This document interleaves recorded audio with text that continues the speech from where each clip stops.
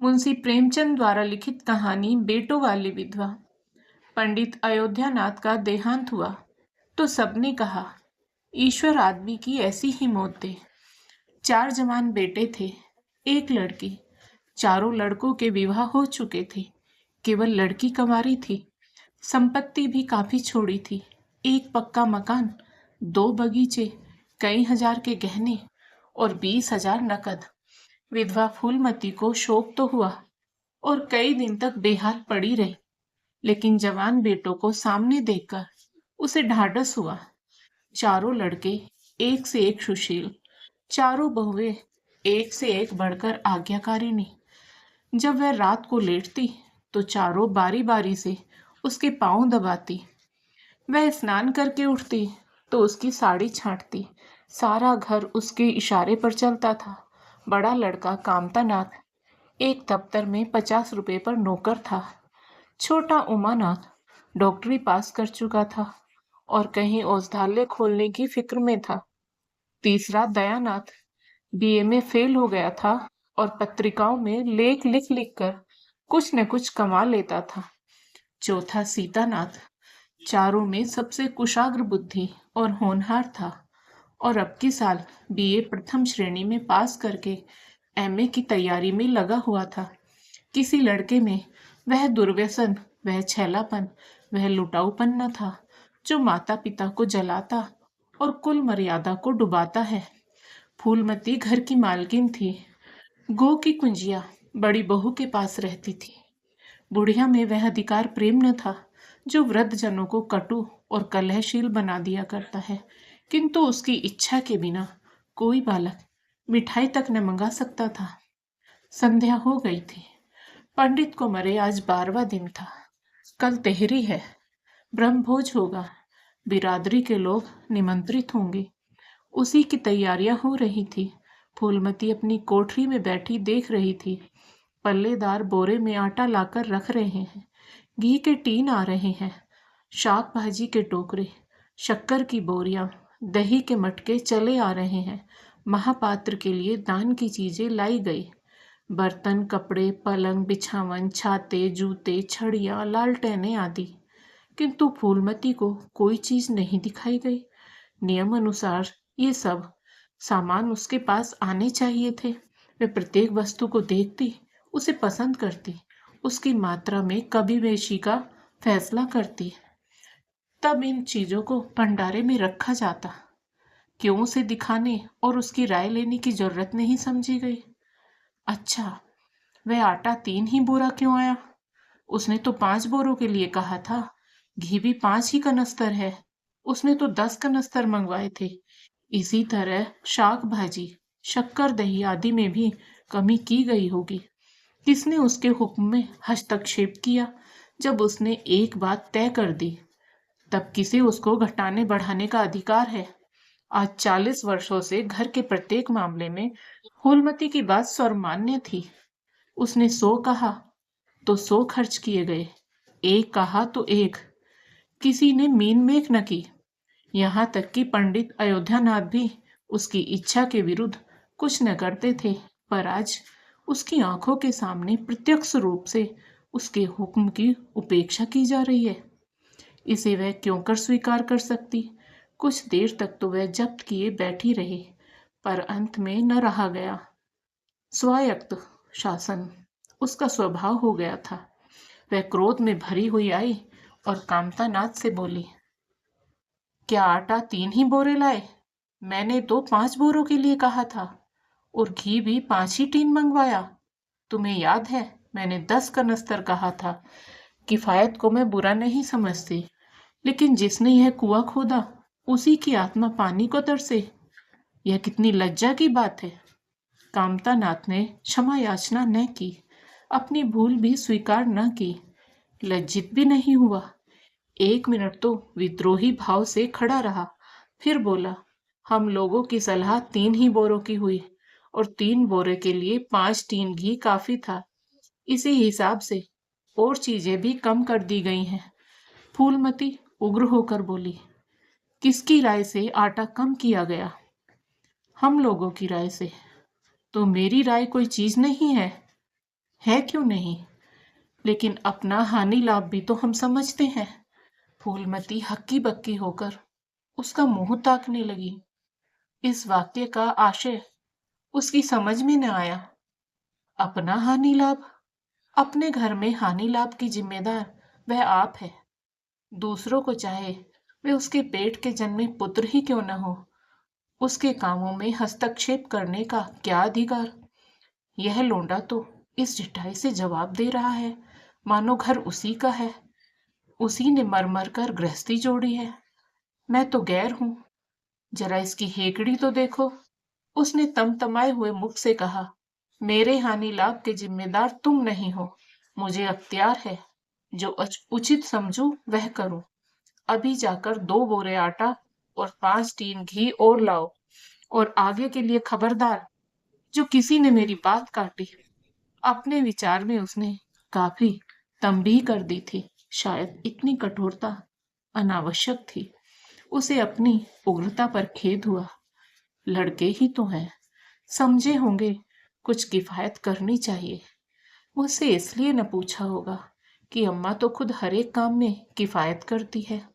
अगर इन्हें मालूम होता कि इस काम में मैं किफायत पसंद न करूंगी, तो कभी इन्हें मेरी उपेक्षा करने का साहस न होता। यद्यपि कामतानाथ अब भी उसी जगह खड़ा था, और उसकी भाव भंगिमा से ऐसा ज्ञात होता था कि इस आज्ञा का पालन करने के लिए वह बहुत उत्सुक नहीं। पर फूलमती निश्चिंत होकर अपनी कोठरी में चली गई। इतनी तंबीह पर किसी को उसकी अवज्ञा करने की सामर्थ्य हो सकती है, इसकी संभावना का ध्यान भी उसे न आया। पर ज्यों ज्यों समय बीतने लगा, उस पर यह हकीकत खुलने लगी कि इस घर में अब उसकी वह हैसियत नहीं रही जो 10-12 दिन पहले थी। संबंधियों के यहाँ के नेवते में शक्कर, मिठाई, दही, अचार आदि आ रहे थे। बड़ी बहू इन वस्तुओं को स्वामिनी भाव से संभाल संभाल कर रख रही थी।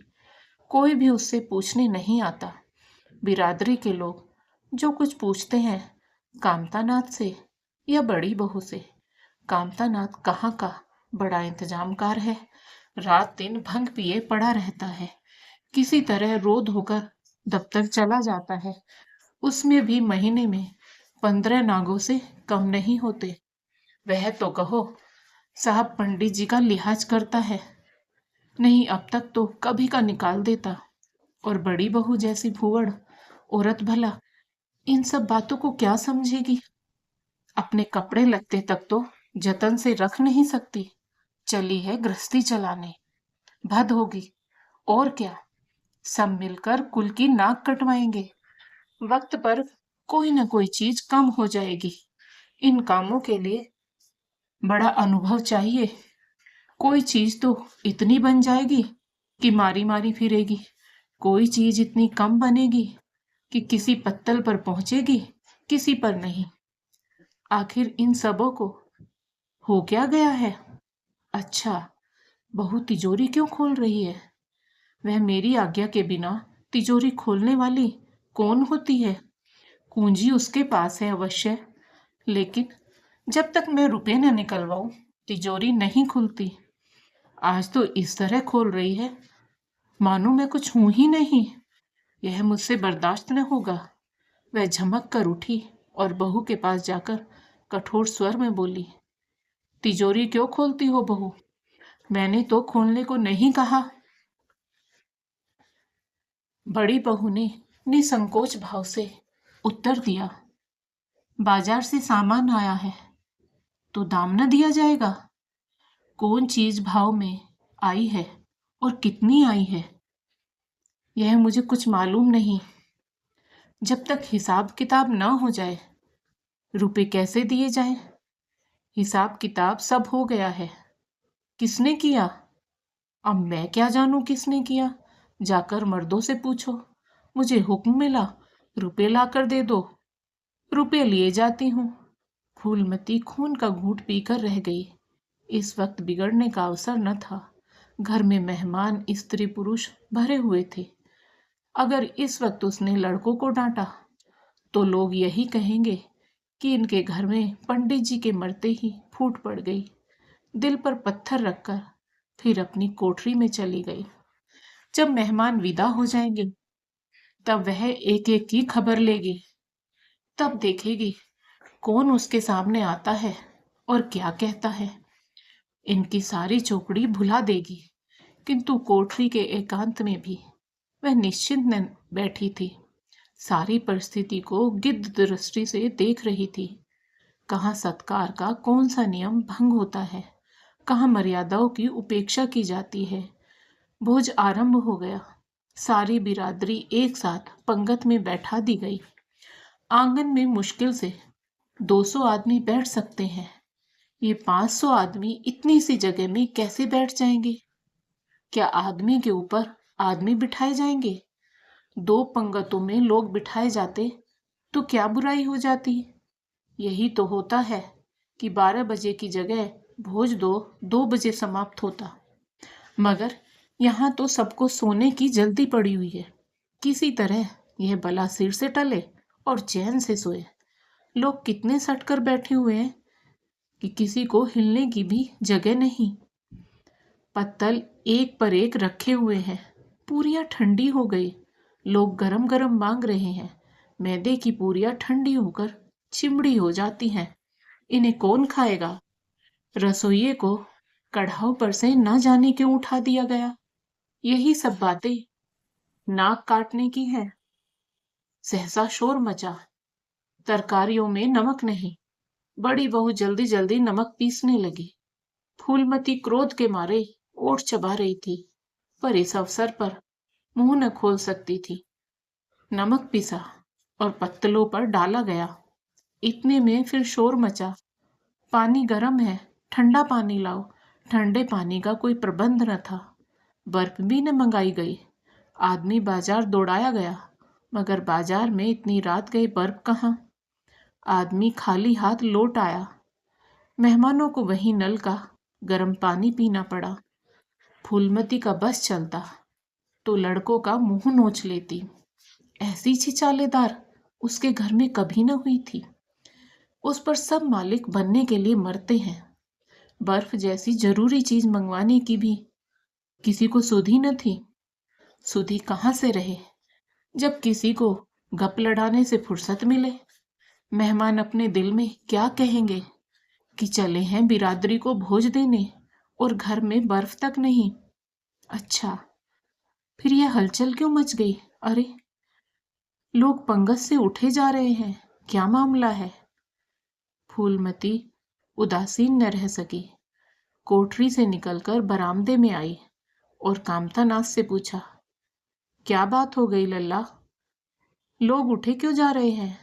कामता ने कोई जवाब न दिया। वहां से खिसक गया। फूलमती झुंझला कर रह गई। सहसा कहारिन मिल गई। फूलमती ने उससे भी यह प्रश्न किया। मालूम हुआ किसी के शोरबे में मरी हुई चुईयां निकल आई। फूलमती चित्रलिखित वहीं खड़ी रह गई। भीतर ऐसा उबाल उठा कि दीवार से सिर टकरा ले। अभागे भोज का प्रबंध करने चले थे। इस फुहड़पन की कोई हद है? कितने आदमियों का धर्म सत्यानाश हो गया। फिर पंगत क्यों न उठ जाए? आंखों से देखकर अपना धर्म कौन गंवाएगा? हाँ, सारा किया धरा मिट्टी में मिल गया। सैकड़ों रुपए पर पानी फिर गया। बदनामी हुई वह अलग।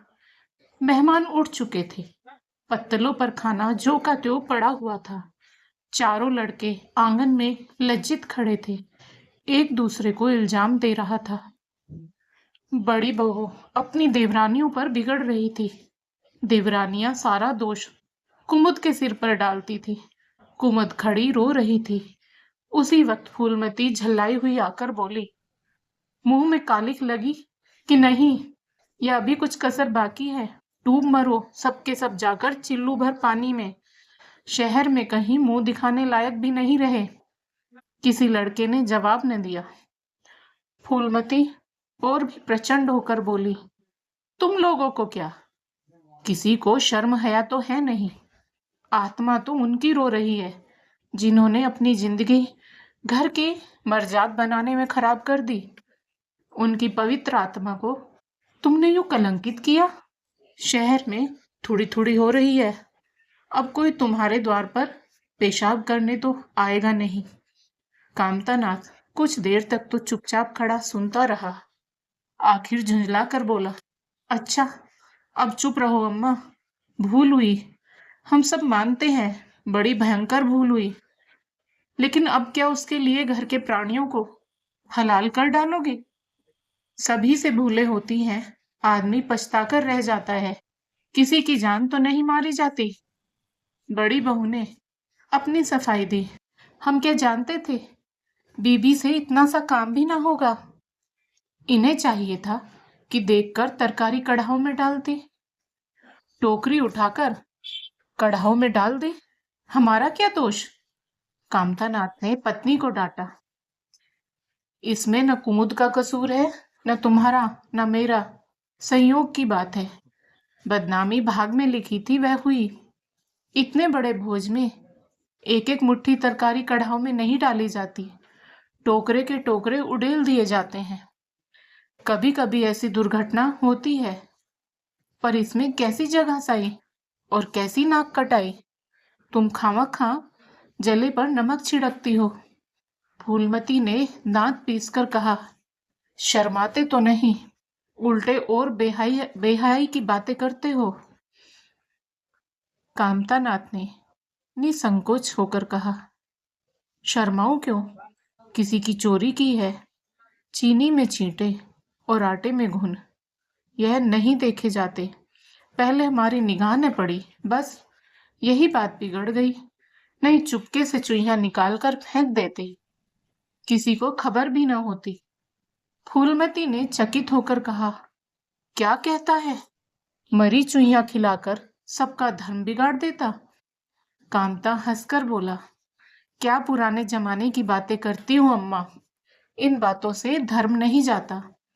यह धर्मात्मा लोग जो पत्तल पर से उठ गए हैं, इनमें से कौन है जो भेड़ बकरी का मांस न खाता हो? तालाब के कछुए और घोंगे तक तो किसी से बचते नहीं।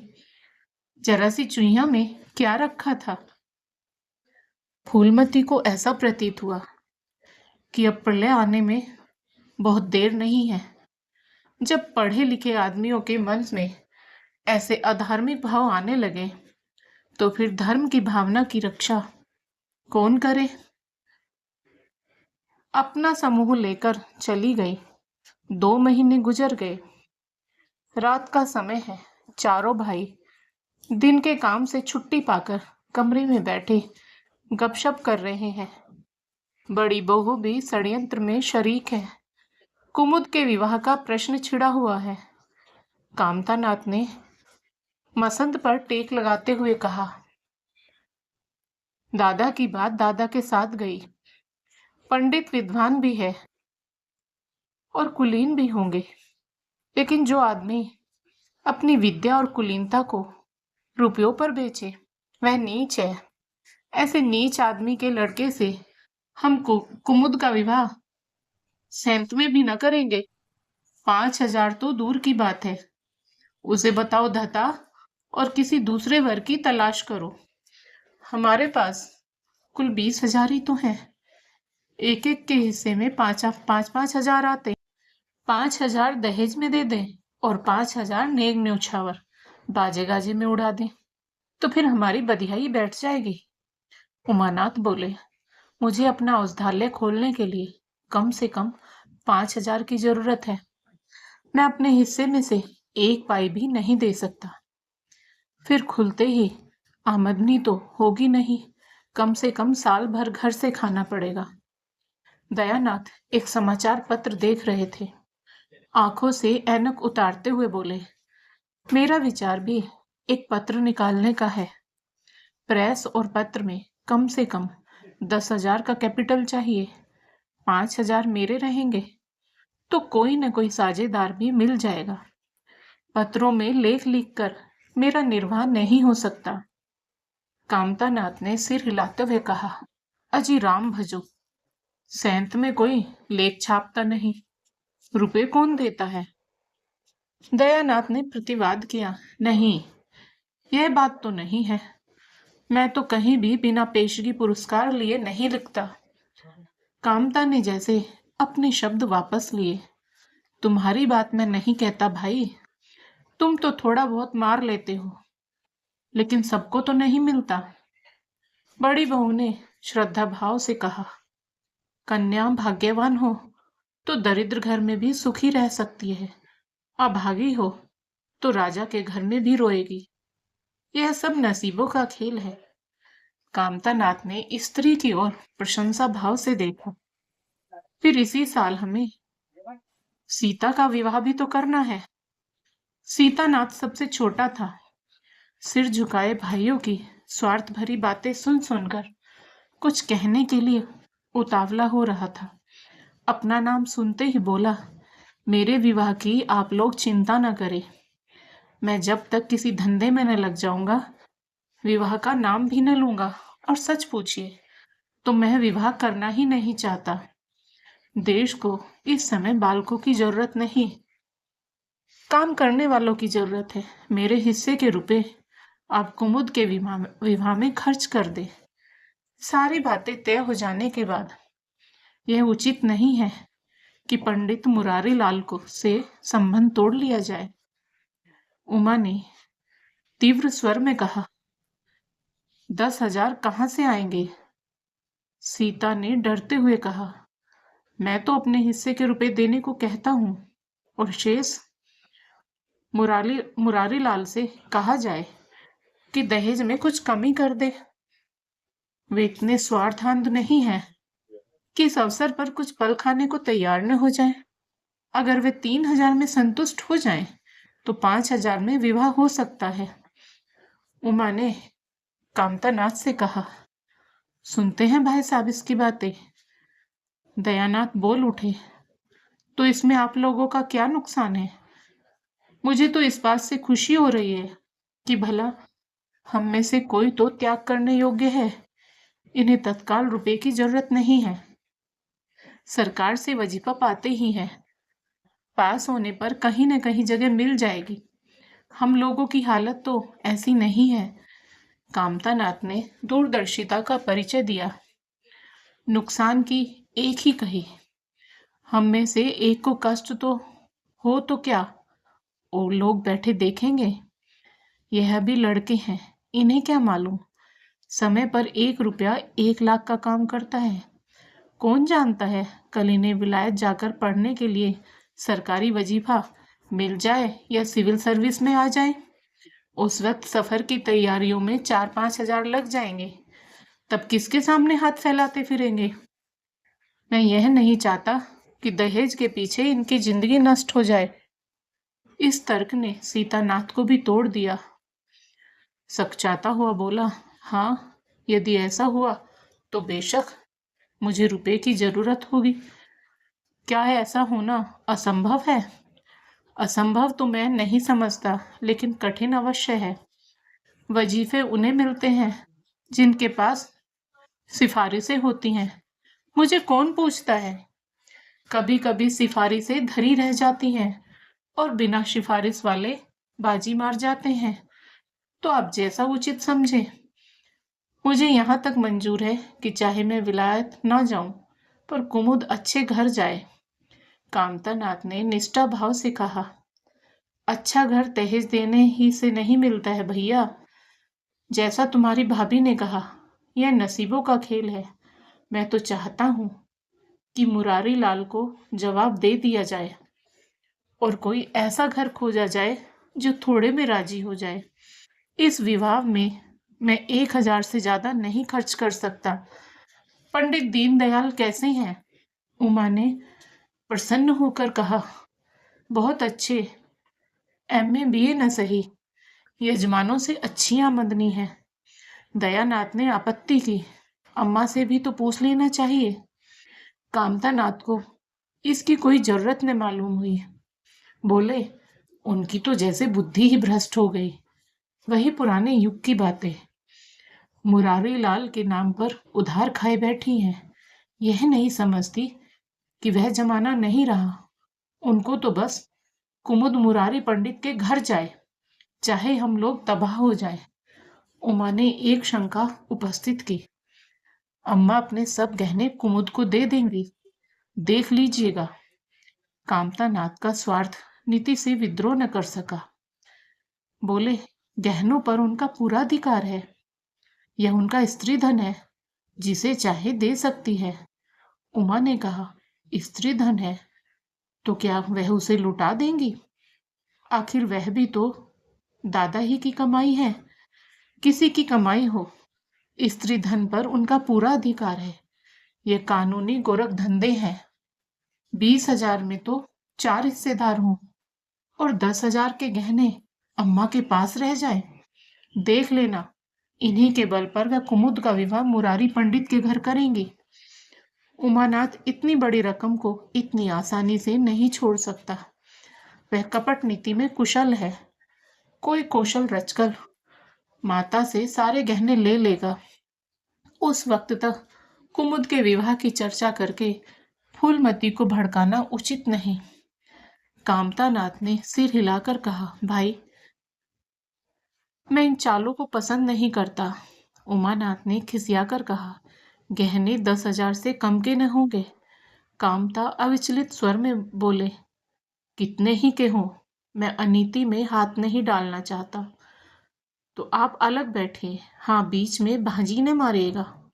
मैं अलग रहूंगा और तुम सीता अलग रहूंगा।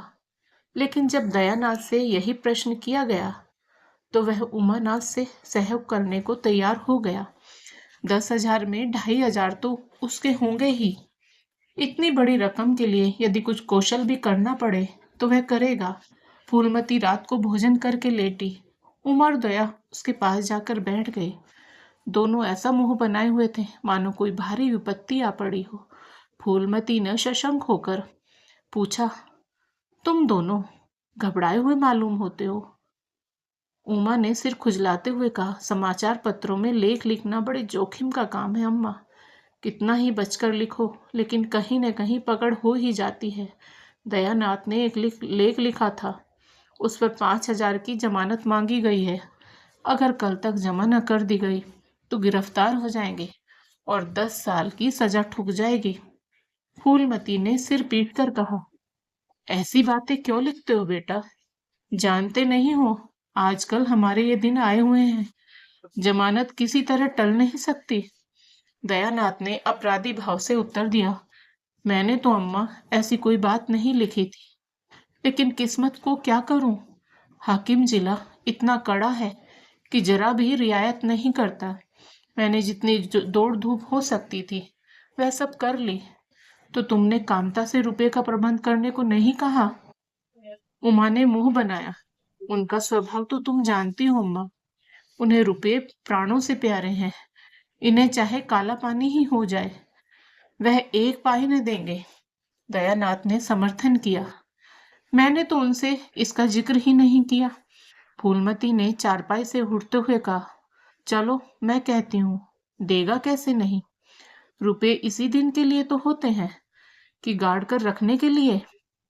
उमानाथ ने माता को रो कर कहा, नहीं अम्मा, उनसे कुछ न कहो। रुपए तो न देंगे, उल्टे और हाय हाय मचाएंगे। उनको अपनी नौकरी की खैरियत मनानी है। इन्हें घर में रहने भी न देंगे। अफसरों में जाकर खबर दे दें तो आश्चर्य नहीं। फूलमती ने लाचार होकर कहा, तो फिर जमानत का क्या प्रबंध करोगे? मेरे पास तो कुछ नहीं है। हाँ, मेरे गहने हैं, इन्हें ले जाओ, कहीं गिरवी रखकर जमानत दे दो और आज से कान पकड़ो कि किसी पत्र में एक शब्द भी न लिखोगे। दयानाथ कानों पर हाथ रखकर बोला, यह तो नहीं हो सकता अम्मा कि तुम्हारे जेवर लेकर मैं अपनी जान बचाऊं। 10-5 साल की कैद ही तो होगी, जेल लूंगा। यहीं बैठा बैठा क्या कर रहा हूं। फूलमती छाती पीटते हुए बोली, कैसी बातें मुंह से निकालते हो बेटा। मेरे जीते जी तुम्हें कौन गिरफ्तार कर सकता है? उसका मुंह झुलस दूंगी। गहने इसी दिन के लिए हैं या और किसी दिन के लिए? जब तुम ही न रहोगे तो गहने लेकर क्या आग में झोंकूंगी? उसने पिटारी लाकर उसके सामने रख दी। दया ने उमा की ओर जैसे फरियाद की आंखों से देखा और बोला, आपकी क्या राय है भाई साहब? इसी मारे मैं कहता था, अम्मा को बताने की जरूरत नहीं, जेल ही तो हो जाती, या कुछ और। उमा ने जैसे सिफारिश करते हुए कहा, यह कैसे हो सकता था कि इतनी बड़ी वारदात हो जाती और अम्मा को खबर न होती? मुझसे यह नहीं हो सकता था कि सुनकर पेट में डाल लेता, मगर अब क्या करना चाहिए यह मैं खुद निर्णय नहीं कर सकता। न तो यही अच्छा लगता है कि तुम जेल जाओ, और न यही अच्छा लगता है कि अम्मा के गहने गिरवी रखे जाएं। फूलमती ने व्यथित कंठ से पूछा, क्या तुम समझते हो मुझे गहने तुमसे ज्यादा प्यारे हैं? मैं तो प्राण तक तुम्हारे ऊपर न्योछावर कर दूं, गहनों की बिसात ही क्या है। दया ने दृढ़ता से कहा, अम्मा, तुम्हारे गहने तो न लूंगा, चाहे मुझ पर कुछ ही क्यों न आ पड़े। जब आज तक तुम्हारी कुछ सेवा न कर सका, तो किस मुंह से तुम्हारे गहने उठा ले जाऊं? मुझ जैसे कपूत को तो तुम्हारी कोख से जन्म ही न लेना चाहिए था, सदा तुम्हें कष्ट ही देता रहा। फूलमती ने भी उतनी ही दृढ़ता से कहा, अगर यूं न लोगे तो मैं खुद जाकर इन्हें गिरो रख दूंगी और खुद हाकिम जिला के पास जाकर जमानत जमा कराऊंगी। अगर इच्छा हो तो यह परीक्षा भी ले लो। आंखें बंद हो जाने के बाद क्या होगा भगवान जाने, लेकिन जब तक जीती हूं तुम्हारी ओर कोई तिरछी आंखों से देख नहीं सकता। उमानाथ ने मानो माता पर एहसान रखकर कहा, अब तो तुम्हारे लिए कोई रास्ता नहीं रहा दयानाथ। क्या हरज है, ले लो, मगर याद रखो, जो ही हाथ में रुपए आ जाए गहने छुड़ाने पड़ेंगे। सच कहते हैं, मातृत्व दीर्घ तपस्या है। माता के सिवाय इतना स्नेह और कौन कर सकता है?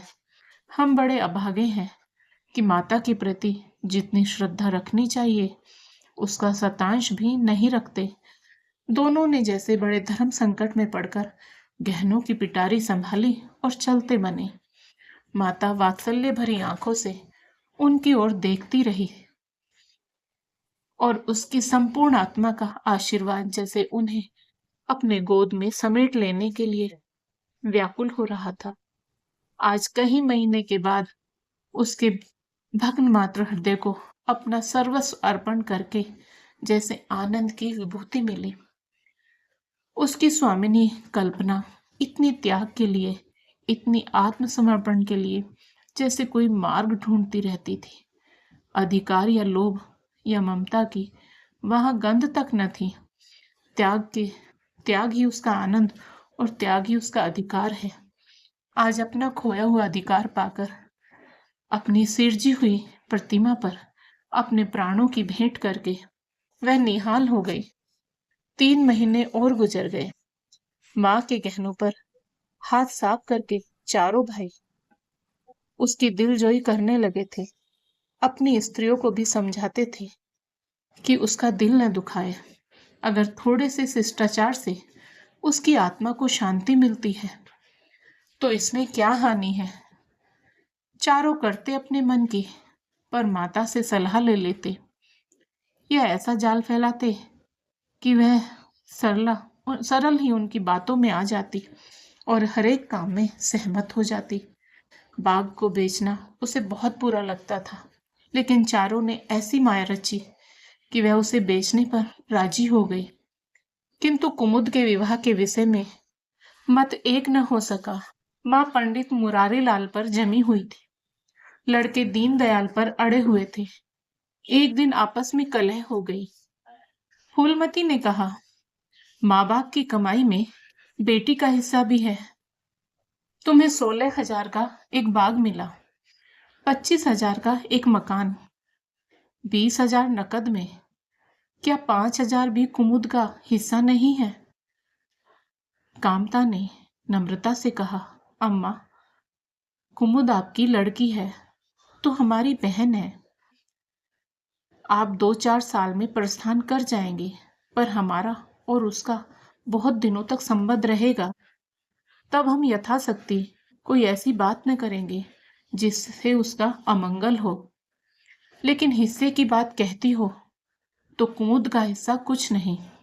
दादा जीवित थे तब और बात थी, वह उसके विवाह में जितना चाहते खर्च करते, कोई उनका हाथ न पकड़ सकता था। लेकिन अब तो हमें एक एक पैसे की किफायत करनी पड़ेगी। जो काम 1000 में हो जाए उसके लिए 5000 खर्च करना कहाँ की बुद्धिमानी है। उमानाथ ने सुधारा, 5000 क्यों, 10,000 कहिए। कामता ने भवें सिकोड़कर कहा, नहीं, मैं 5000 ही कहूंगा। एक विवाह में 5000 खर्च करने की हमारी हैसियत नहीं है। फूलमती ने जिद पकड़कर कहा, विवाह तो मुरारी लाल के पुत्र से ही होगा। 5000 खर्च हो चाहे 10,000, मेरे पति की कमाई है। मैंने मर मर कर जोड़ा है, अपनी इच्छा से खर्च करूंगी। तुम्ही ने मेरी कोख से नहीं जन्म लिया है, कुमुद भी उसी कोख से आई है। मेरी आंखों में तुम सब बराबर हो। मैं किसी से कुछ नहीं मांगती। तुम बैठे तमाशा देखो, मैं सब कुछ कर लूंगी। 20,000 में 5,000 कुमुद का है। कामता नाथ को अब कड़वे सत्य की शरण लेने के सिवा और मार्ग न रहा। बोला, अम्मा, तुम बरबस बात बढ़ाती हो। जिन रुपयों को तुम अपना समझती हो वह तुम्हारे नहीं है। तुम हमारी अनुमति के बिना उनमें से कुछ नहीं खर्च कर सकती। फूलमती को जैसे सर्प ने डस लिया। क्या कहा? फिर तो कहना।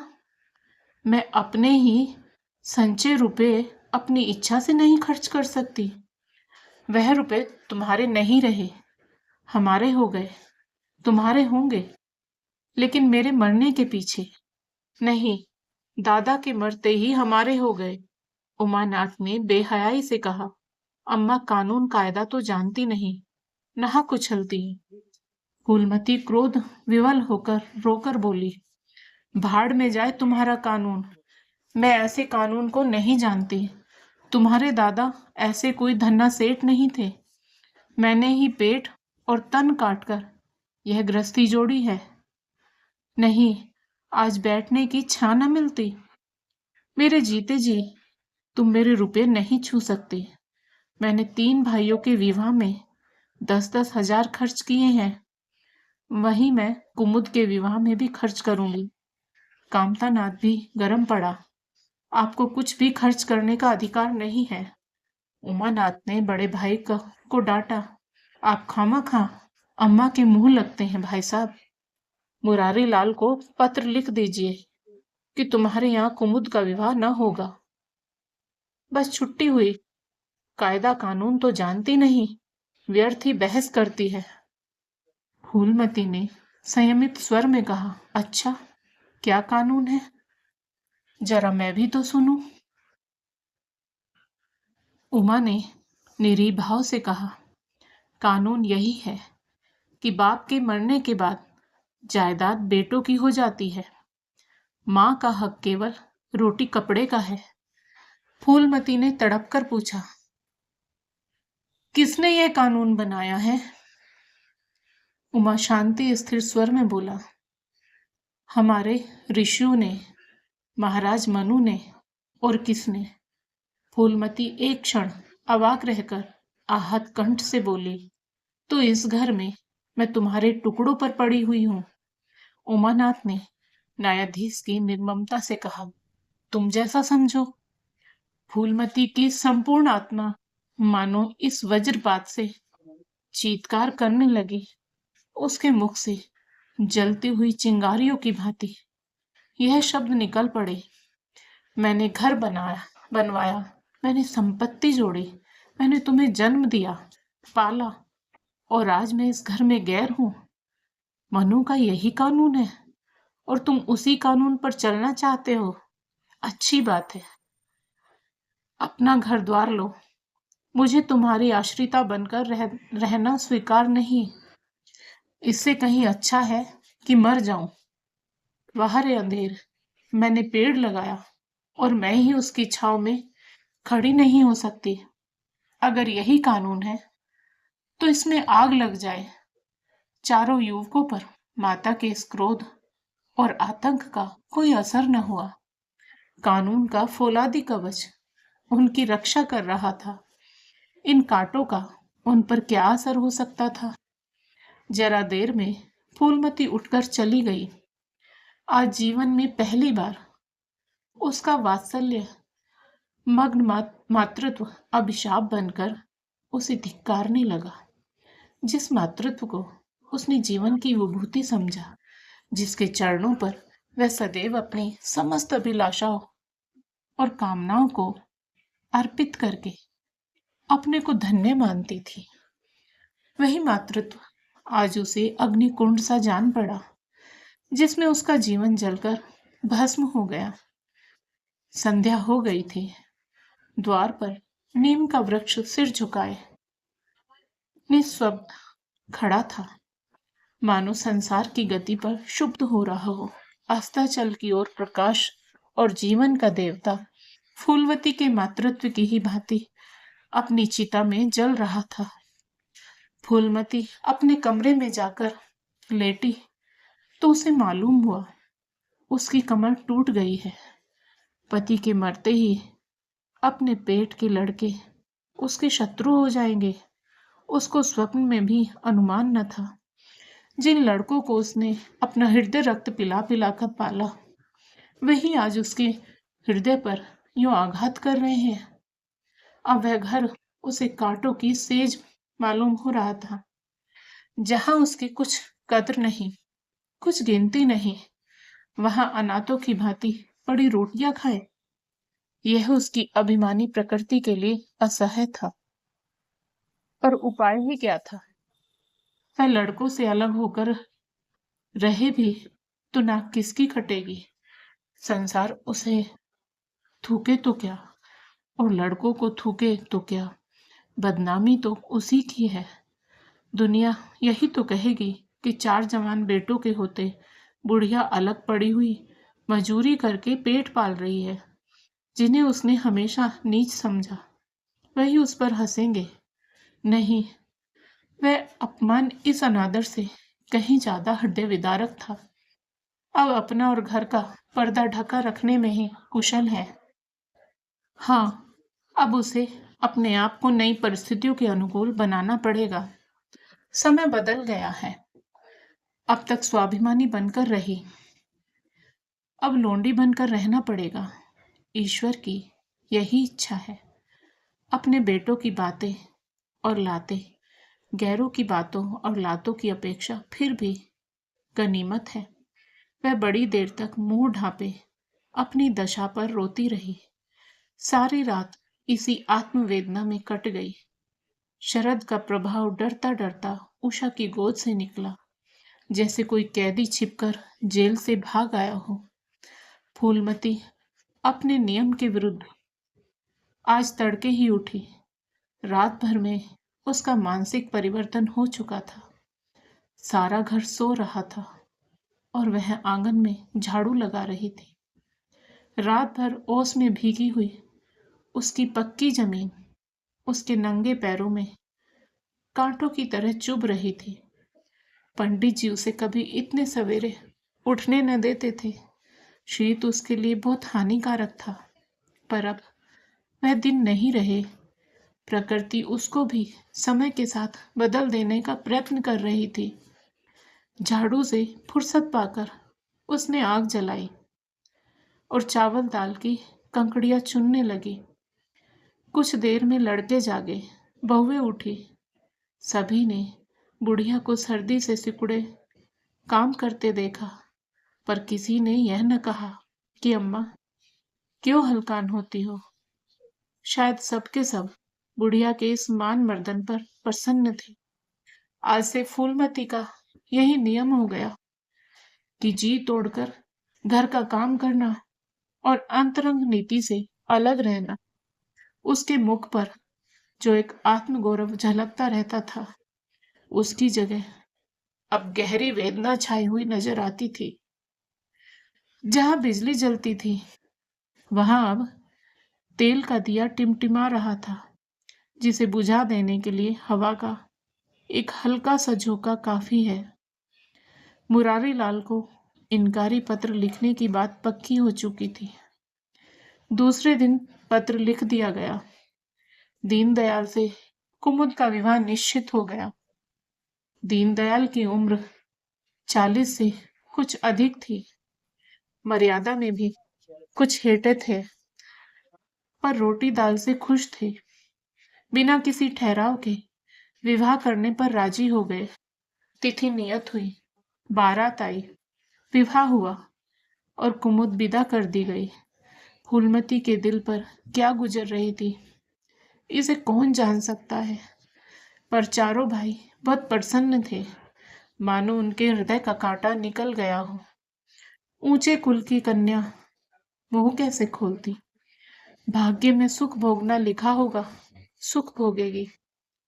दुख भोगना लिखा होगा, दुख झेलेगी।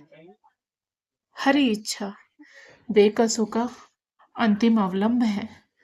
घर वालों ने जिससे विवाह कर दिया, उसमें हजार ऐब हो तो भी वह उसका उपास्य, उसका स्वामी है। प्रतिरोध उसकी कल्पना से परे था। फूलमती ने किसी काम में दखल न दिया। कुमुद को क्या दिया गया, मेहमानों का कैसा सत्कार किया गया, किसके यहाँ से नेवते में क्या आया, किसी बात से भी उसे सरोकार न था। उससे कोई सलाह भी ली गई तो यही कहा, बेटा तुम लोग जो करते हो अच्छा ही करते हो, मुझसे क्या पूछते हो। जब कुमुद के लिए द्वार पर डोली आ गई और कुमुद माँ के गले लिपट कर रोने लगी, तो वह बेटी को अपनी कोठरी में ले गई और जो कुछ 150 रुपए और 2-4 मामूली गहने उसके पास बचे बचे रहे थे, बेटी के आंचल में डालकर बोली, बेटी मेरी तो मन की मन में रह गई, नहीं तो क्या आज तुम्हारा विवाह इस तरह होता और तुम इस तरह विदा की जाती। आज तक फूलमती ने अपने गहनों की बात किसी से न कही थी। लड़कों ने उसके साथ जो कपट व्यवहार किया था, इसे चाहे अब तक न समझी हो, लेकिन इतना जानती थी कि गहने फिर न मिलेंगे और मनोमालिन्य बढ़ने के सिवा कुछ हाथ न लगेगा। लेकिन इस अवसर पर उसे अपनी सफाई देने की जरूरत मालूम हुई। कुमुद यह भाव मन में लेकर जाए कि अम्मा ने अपने गहने बहुओं के लिए रख छोड़े, इसे वह किसी तरह न सह सकती थी। इसलिए वह उसे अपनी कोठरी में ले गई। लेकिन कुमुद को पहले ही इस कौशल की टोह मिल चुकी थी।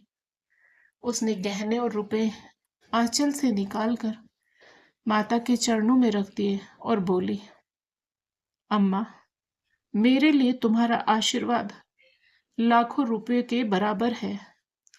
तुम इन चीजों को अपने पास रखो, न जाने अभी तुम्हें किन विपत्तियों का सामना करना पड़े। फूलमती कुछ कहना चाहती थी कि उमानाथ ने आकर कहा, क्या कर रही है कुमुद, चल जल्दी कर, शायद टली जाती है। वह लोग हाय हाय कर रहे हैं, फिर तो 2-4 महीने में ही आएगी। जो कुछ लेना देना हो ले लेना। फूलमती के घाव पर जैसे मनो नमक पड़ गया।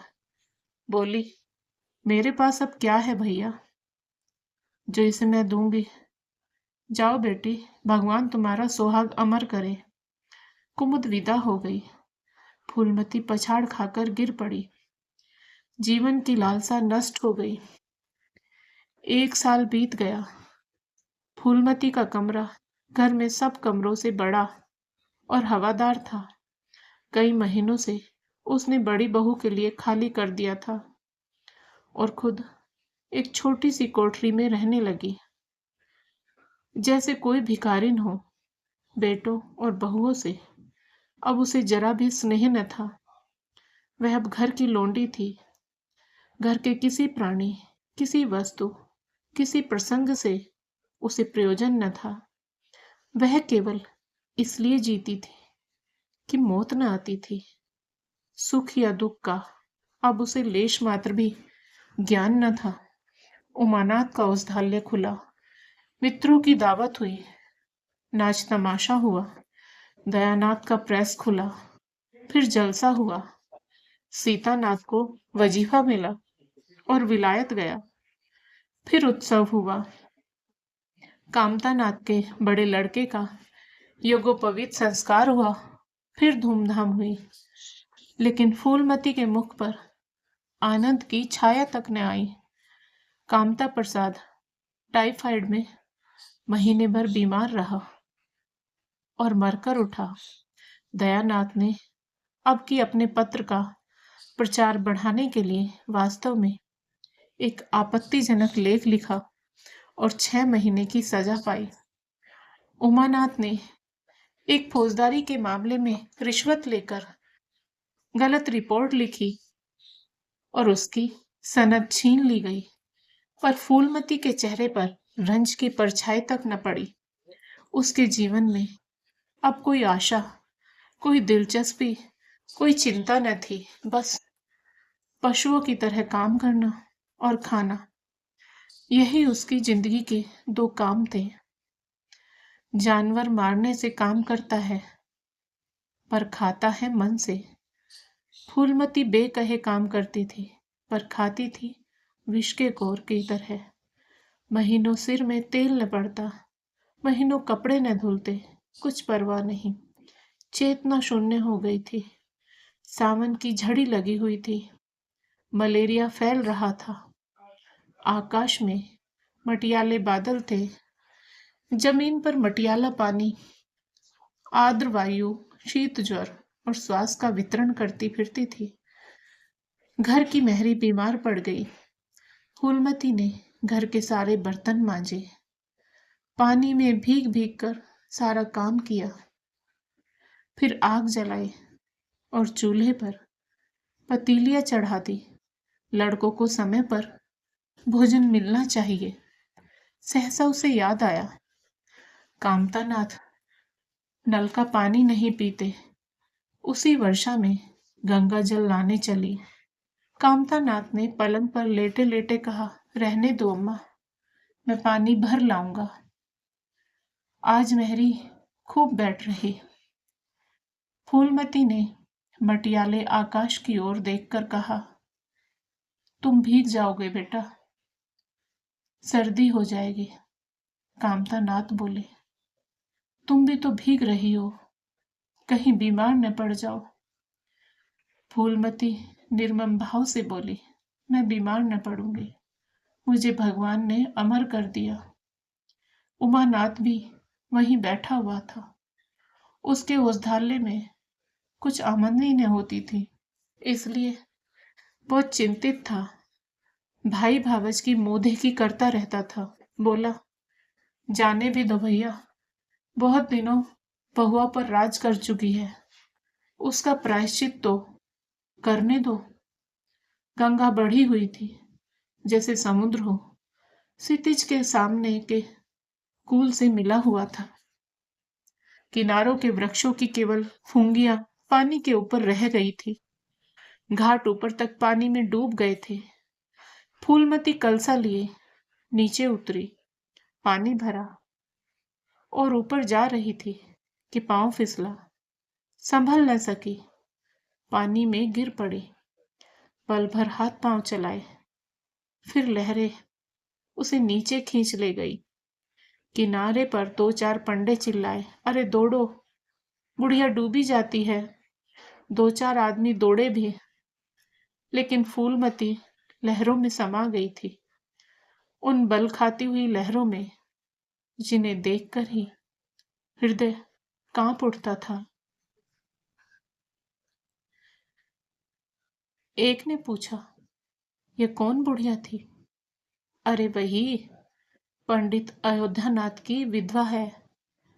अयोध्यानाथ तो बड़े आदमी थे। हाँ थे तो, पर इसके भाग्य में ठोकर खाना लिखा था। उनके तो कई लड़के बड़े बड़े हैं और सब कमाते हैं। हाँ, सब है भाई, मगर भाग्य भी तो कोई वस्तु है।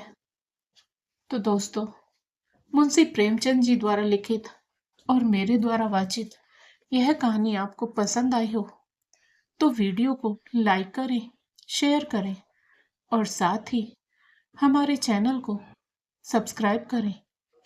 बेल आइकन को प्रेस करके ऑल बटन पर क्लिक करें। राधे राधे प्यारे दोस्तों।